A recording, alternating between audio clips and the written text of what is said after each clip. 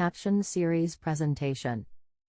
देखकर वो अपने आप से पूछता है हु एम आई और खुद ही आंसर करता है आई एम बेंजामिन, यानी मैं बेंजामिन हूँ। असल में ये लड़का यानी बेंजामिन बर्लिन का एक मोस्ट वांटेड हैकर होता है और इंटरनेट की दुनिया में इसका यही नाम होता है, यानी हु एम आई। इसके बाद बेंजामिन यूरोपोल के साइबर डिवीजन के ऑफिस में जाता है और वहाँ उसकी मुलाकात एक फीमेल डिटेक्टिव से होती है। यहाँ वो डिटेक्टिव बेंजामिन से कहती है कि तुम मुझसे मिलना चाहते थे ना, तो अब बोलो क्या वजह थी, क्या काम था। अब बेंजामिन यहाँ पर कुछ बोलता तो नहीं, लेकिन अंदर ही अंदर वो ये सोचता है कि मैं एक ऐसी दुनिया में फंस चुका हूँ जिसका ना तो कोई स्टार्ट है और ना ही कोई एंड है। और इसके बाद कहानी यहाँ से फ्लैशबैक में चली जाती है, जहाँ बेंजामिन उस डिटेक्टिव को अपने बारे में बताना शुरू करता है। वो कहता है कि मैं बचपन से ही सुपर हीरो बनना चाहता था और मैं वो काम करना चाहता था जो किसी ने भी ना किया हो, यानी जो कोई कर ही ना सकता हो। जिस तरह बैटमैन, सुपरमैन और स्पाइडरमैन के पेरेंट्स को उनके बचपन में ही मार दिया गया, बिल्कुल इसी तरह मेरे पास भी एक कहानी है। जब मैं पैदा हुआ था तो मेरे फादर हमें हमेशा के लिए छोड़कर फ्रांस चले गए थे और फिर जब मैं 8 साल का हुआ तो मेरी मदर ने सुसाइड कर ली। जो मेरी दादी के फादर थे वो वर्ल्ड वॉर 2 में मारे गए। तो जाहिर सी बात है कि वो रशिया से खुद तो वापस कभी भी नहीं आए, लेकिन उनके जो साथी थे वो 3 बुलेट्स के कवर लेकर आए और उनको मेरी मदर ने हमेशा संभाल कर रखा एक छोटे से बॉक्स में। मेरी मदर की मरने के बाद मेरी दादी ने ही मुझे संभाला और मुझे बड़ा किया। इसके बाद ये कहानी वापस से प्रेजेंट टाइम में आती है, जहाँ वो डिटेक्टिव बेंजामिन से कहती है कि मैं कोई साइकोलॉजिस्ट नहीं हूँ, इसीलिए तुम मुझे ये सारी बातें क्यों बता रहे हो। तुम बस मुझे मिस्टर एक्स और फ्रेंड्स ग्रुप के बारे में बताओ। असल में मिस्टर एक्स एक ग्रुप जिसका नाम फ्रेंड्स ग्रुप था उसका मेंबर है और ये ग्रुप रशिया का सबसे फेमस हैकिंग ग्रुप है और इस ग्रुप में टोटल 4 मेंबर्स हैं। और जो मिस्टर एक्स है वो डार्क नेट की दुनिया का सबसे बड़ा हैकर है, लेकिन मिस्टर एक्स के बारे में कोई भी कुछ नहीं जानता, यहाँ तक कि किसी ने उसे देखा भी नहीं कभी। अब यहाँ पर सवाल उठता है कि आखिर ये डार्क नेट है क्या। असल में डार्क नेट इंटरनेट की वो दुनिया है जहाँ पर हर किस्म का बुरा काम होता है। यहाँ पर कोई भी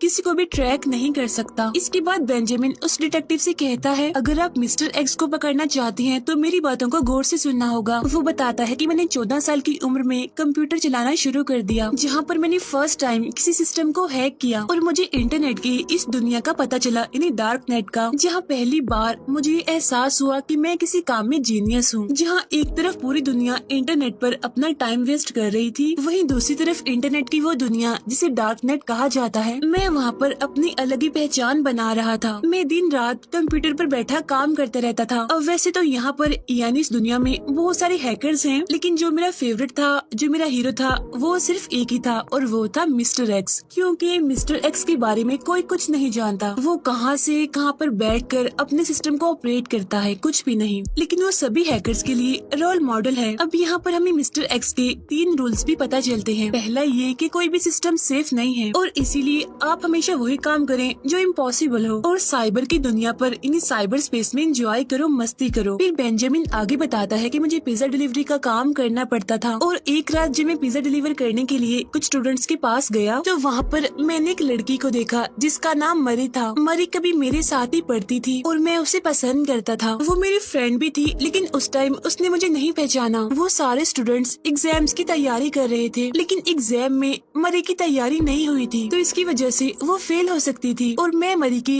इस चीज में हेल्प करना चाहता था ताकि मैं उसे इम्प्रेस कर सकूं, उसके लिए सुपर हीरो बन सकूं। फिर मैं उसकी यानी मरी की हेल्प करने के लिए उसकी यूनिवर्सिटी में चला गया, जहाँ मैंने सर्वर को हैक करके क्वेश्चन पेपर को कॉपी कर लिया। लेकिन तभी वहाँ पर सिक्योरिटी वाले आ जाते हैं और मैं पकड़ा जाता हूँ। अब क्योंकि मेरा पहले से ही कोई क्रिमिनल रिकॉर्ड नहीं था, इसीलिए मुझे 50 घंटे की कम्युनिटी सर्विस की सजा सुनाई जाती है, जिसके लिए बेंजामिन को पूरे शहर की सफाई करनी थी। फिर बेंजामिन जब सफाई कर रहा होता है तो उसकी मुलाकात एक आदमी से होती है और उसको भी सेम बेंजामिन वाली ही सजा मिली होती है। यहाँ पर ये आदमी अपना नाम बताता है कि मेरा नाम मैक्स है। यहाँ पर वो बेंजामिन से पूछता है कि आखिर तुमने क्या किया जो तुम्हें ये सजा मिली। तब बेंजामिन बताता है कि मैंने एक यूनिवर्सिटी के सर्वर को हैक किया है। अब इससे वो आदमी मैक्स बेंजामिन से इम्प्रेस होता है। फिर मैक्स उसे शाम को अपने घर में होने वाली पार्टी में इनवाइट करता है और उस पार्टी में वो लड़की मरी भी थी, यानी जो बेंजामिन की फ्रेंड थी और बेंजामिन उसे बचपन से ही पसंद करता था। लेकिन यहाँ पर तो वो बेंजामिन को पहचानते ही नहीं और वो बेंजामिन से कहती है कि तुम तो वही हो ना पिज्जा डिलीवरी वाले। यहाँ पर वो आदमी मैक्स बेंजामिन को अपने 2 फ्रेंड से मिलवाता है और ये दोनों भी बेंजामिन की तरह हैकर्स ही थे, तो जाहिर सी बात है कि मैक्स भी एक हैकर ही था। यहाँ पर मैक्स का एक फ्रेंड बेंजामिन से कहता है कि मैक्स ने हमें बताया है कि तुम कंप्यूटर लैंग्वेज में और हैकिंग में काफी एक्सपर्ट हो, तो चलो आओ ये साबित करके दिखाओ। अब बेंजामिन सिस्टम पर बैठ जाता है और थोड़ी ही देर में पूरे शहर की लाइट्स ऑफ कर देता है। लेकिन तभी वहाँ पर पुलिस आ जाती है क्योंकि पार्टी में बहुत शोर था, क्योंकि वहाँ पर बहुत सारे लोग आए थे। अब पुलिस के आ जाने की वजह से वो सारे लोग वहाँ से भागने लगते हैं। अब मैक्स और उसके फ्रेंड्स तो वहाँ से निकल जाते हैं, लेकिन मरी और बेंजामिन एक साथ थे। अब यहाँ पर मरी को सब कुछ याद आ जाता है, यानी वो बेंजामिन को पहचान लेती है कि वो दोनों कभी फ्रेंड्स हुआ करते थे। इसके बाद ये चारों इन्हीं बेंजामिन, मैक्स और उसके फ्रेंड्स एंजॉय करने के लिए एक गवर्नमेंट सेमिनार में जाते हैं और वहाँ हिटलर के ऊपर प्रेजेंटेशन चल रही थी। अब ये लोग वहाँ के सर्वर को हैक कर लेते हैं और जिस स्क्रीन पर हिटलर की प्रेजेंटेशन चल रही थी, ये वहाँ पर हिटलर की फनी वीडियोस बना देते हैं, जिसे देखकर वहाँ पर बैठे हुए सारे लोग काफी हैरान हो जाते हैं। लेकिन जो वहाँ की सिक्योरिटी होती है उसे ये बात पता चल जाती है कि इस वैन में बैठकर कोई ये सब कुछ कर रहा है। लेकिन इससे पहले कि सिक्योरिटी वाले इन्हें पकड़ पाते, ये लोग वैन लेकर वहाँ से भाग जाते हैं। अब कहानी वापस से प्रेजेंट टाइम में आती है, यानी जहाँ बेंजामिन उस डिटेक्टिव के सामने बैठा होता है। यहाँ वो डिटेक्टिव कहती है कि भला मैं तुम्हारी बातों पर यकीन क्यों करूँ। फिर बेंजामिन उस डिटेक्टिव को उसकी पर्सनल डिटेल्स बताने लगता है। वो बताता है कि मैंने यहाँ पर आने से पहले तुम्हारे सिस्टम को हैक करके तुम्हारी सारी इन्फॉर्मेशन निकाल ली थी। इसके बाद ही चारों मिलकर बेंजामिन की दादी के घर को अपना हेडक्वार्टर बना लेते हैं। ये लोग अपना एक ग्रुप भी बनाते हैं और ये लोग इस ग्रुप का नाम क्ले रखते हैं। उधर वो उस डिटेक्टिव को बताता है कि हम लोग हैकिंग की दुनिया में अपना नाम फैलाने के लिए एक के बाद एक बहुत सारी हैकिंग करते चले गए, जिससे हमारा नाम सोशल मीडिया पर बहुत ज्यादा फैलने लगा। इन्हें हमारे ग्रुप का नाम और तो और टीवी पर भी हमारे ग्रुप की न्यूज आने लगी, यानी क्ले ग्रुप अब वर्ल्ड वाइड होने लगा था। अब ये लोग अपने ग्रुप इन्हें क्ले ग्रुप के बारे में मिस्टर एक्स की राय जानना चाहते हैं, क्योंकि वो तो दुनिया का सबसे बड़ा हैकर है, साथ साथ वो इनका रोल मॉडल भी है। फिर जब इंटरनेट पर मिस्टर एक्स से क्ले ग्रुप के बारे में पूछा जाता है तो वो कहता है, कौन क्ले ग्रुप, मैं इसके बारे में कुछ नहीं जानता। अब इस बात से मैक्स काफी डिसअपॉइंटेड हो जाता है, लेकिन फिर भी ये रुकते नहीं और हार नहीं मानते और एक के बाद एक बहुत सारी हैकिंग्स करते चले जाते हैं। और फिर एक दिन इन्हें मिस्टर एक्स का मैसेज आता है, जो गवर्नमेंट एजेंसी की एक सीक्रेट फाइल होती है, जिसमें साइबर क्राइम कमीशन में मिस्टर एक्स ने रिपोर्ट की होती है, जिसमें वो कहता है कि क्ले ग्रुप कोई बड़ा ग्रुप नहीं है, यानी ये बिल्कुल भी हार्मफुल नहीं है। और यहाँ पर मिस्टर एक्स उनका मजाक उड़ाता है और कहता है कि ये लोग तो बच्चे हैं, इन्हें हैकिंग के बारे में कुछ नहीं पता। अब इस बात से चारों काफी परेशान हो जाते हैं, तो इसीलिए यहाँ पर बेंजामिन कहता है कि अब हमें कुछ बड़ा करके दिखाना चाहिए, हमें जर्मन सेंटर इंटेलिजेंस की बिल्डिंग को हैक करना चाहिए। असल में इस बिल्डिंग को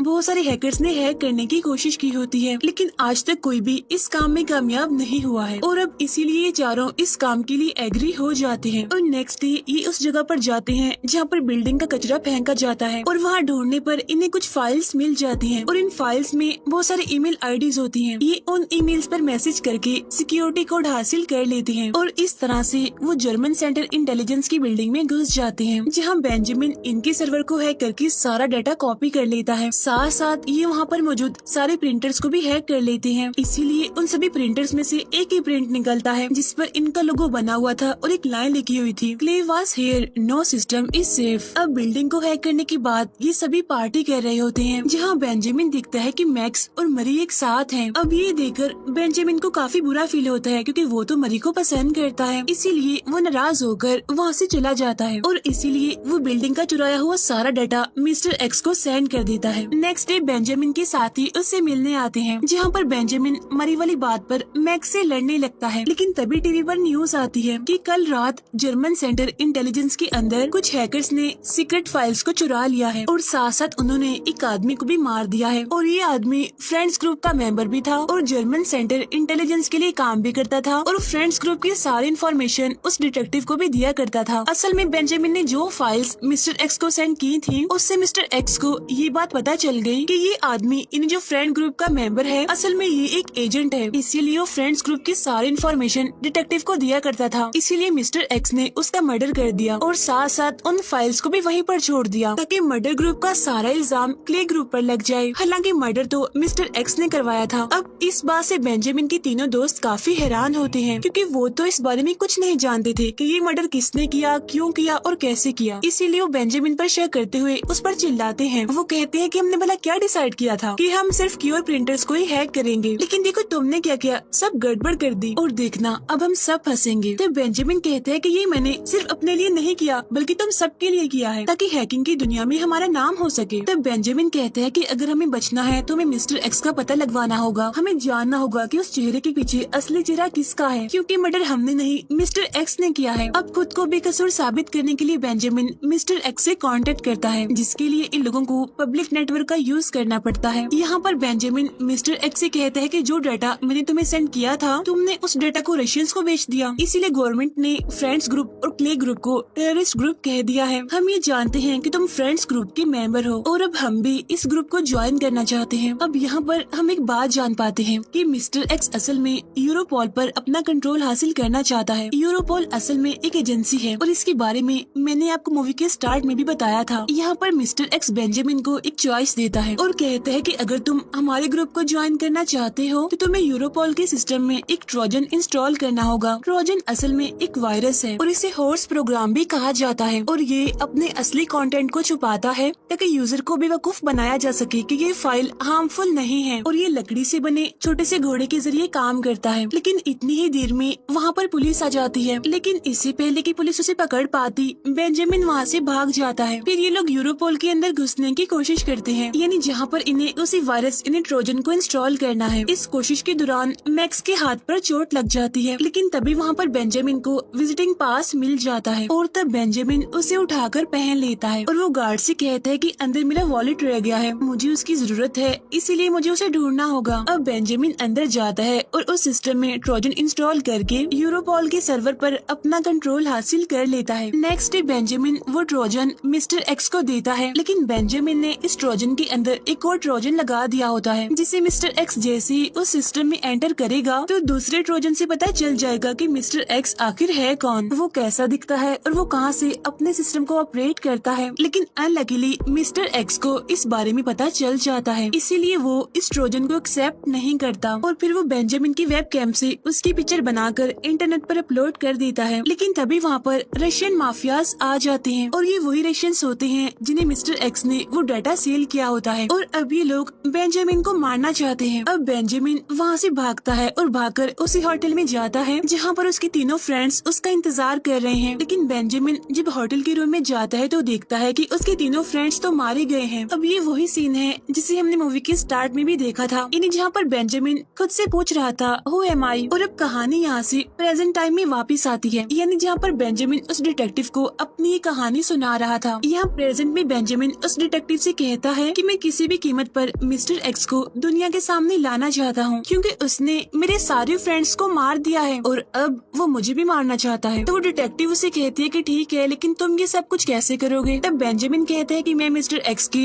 वीक पॉइंट पर अटैक करूंगा, यानी मैं मिस्टर एक्स के प्राउड को तोड़ दूंगा, लेकिन उसके लिए आपको मुझे विटनेस प्रोटेक्शन प्रोग्राम में रखना होगा। तो इस बात पर वो डिटेक्टिव उसकी बात मान लेती है, जहाँ पर बेंजामिन मिस्टर एक्स के प्राउड को तोड़ने के लिए डार्क नेट में ये फैला देता है कि मिस्टर एक्स गवर्नमेंट के लिए काम करता है, इसीलिए उसने उस एजेंट को मरवाया है, यानी जो फ्रेंड्स ग्रुप का मेंबर भी था और जर्मन सेंटर इंटेलिजेंस के लिए काम भी करता था, और ये डार्क नेट के लोगों की आइडेंटिटी रशियन को बेचता है। अब इस बात से मिस्टर एक्स को काफी गुस्सा आ जाता है और वो काफी हैरान होता है, इसीलिए वो पता करने की कोशिश करता है कि आखिर ये सब कुछ कौन कर रहा है। और अब यहाँ डार्क नेट की दुनिया में बेंजामिन खुद मिस्टर एक्स बन जाता है और सबको कहता है हेलो, मैं मिस्टर एक्स हूँ। अब इस बात से असली मिस्टर एक्स पूरी तरह से पागल हो जाता है और वो उस जगह पर आना चाहता है जहाँ पर बेंजामिन सबको ये कह रहा होता है कि मैं ही मिस्टर एक्स हूँ, लेकिन असली मिस्टर एक्स वहाँ पर नहीं आ पा रहा होता क्योंकि बेंजामिन ने वहाँ पर सिक्योरिटी लगाई होती है और सिक्योरिटी की वजह से वहाँ पर वो कभी भी नहीं आ सकता। अब इस बात से मिस्टर एक्स को बहुत गुस्सा आता है, इसीलिए वो अपनी सिक्योरिटी को तोड़कर बेंजामिन के पास पहुँचता है और यहाँ आकर वो बेंजामिन की नकाब को हटाने की कोशिश करता है, लेकिन वो ऐसा नहीं कर पाता। लेकिन तभी बेंजामिन खुद ही अपना नकाब हटा देता है और कहता है ये देख लो,